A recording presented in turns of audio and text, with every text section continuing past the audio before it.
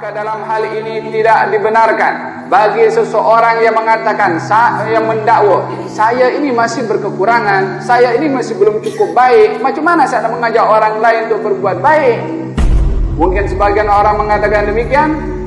Tugas Anda adalah mengajak orang lain kepada kebaikan dan berusaha Anda memperbaiki diri. Bukan dengan alasan belum dapat memperbaiki diri Anda berhenti mengajak orang lain berbuat baik. Ma la yudrak kullu la yatrak kullu.